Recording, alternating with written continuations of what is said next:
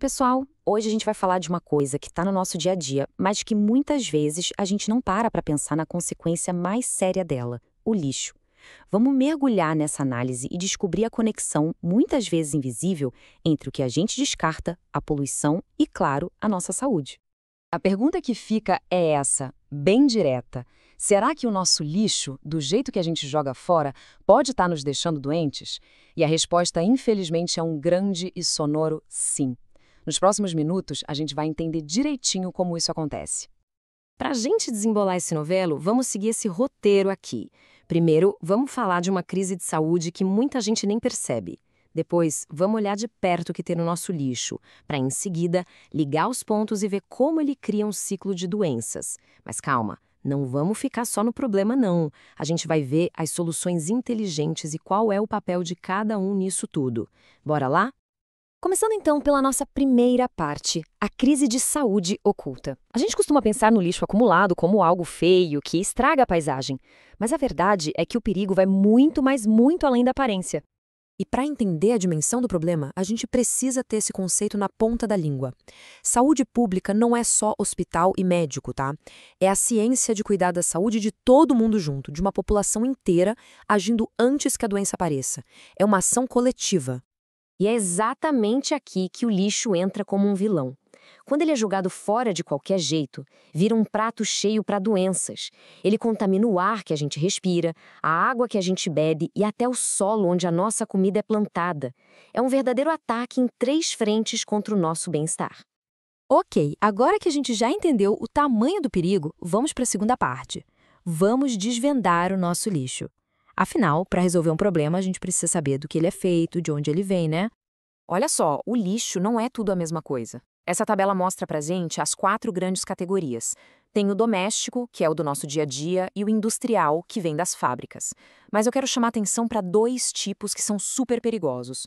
O hospitalar, que tem seringa, remédio vencido e precisa de um cuidado especial, e o eletrônico, o famoso lixo, que não para de crescer.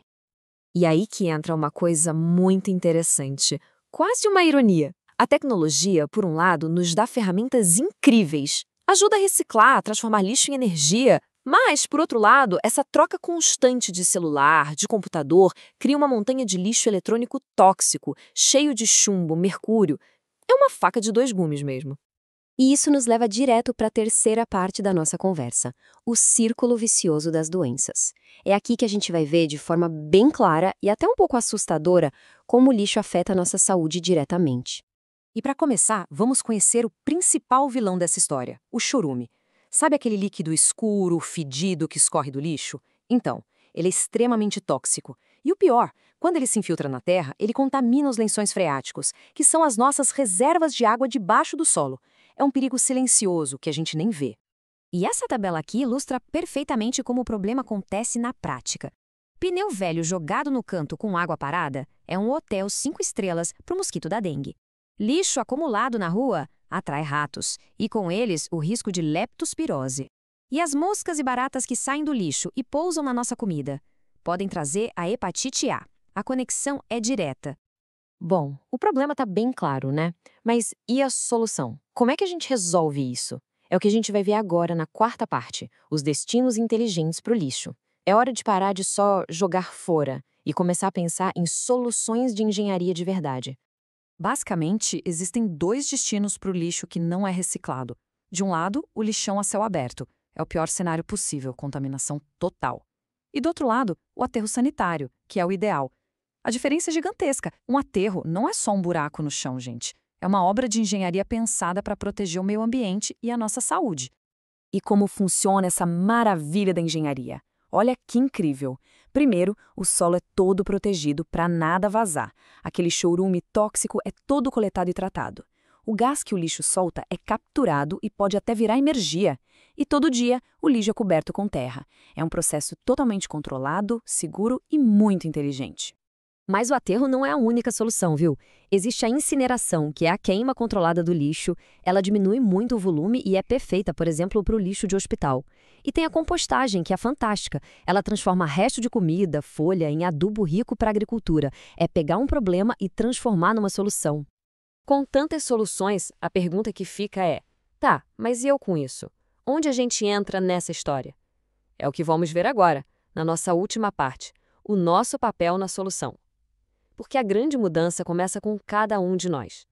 Então, o que a gente pode fazer na prática? São 4 atitudes simples, mas que têm um poder enorme. A primeira, e mais importante, reduzir e reutilizar. O melhor lixo é aquele que nem existe. A segunda, separar o lixo direitinho para reciclagem.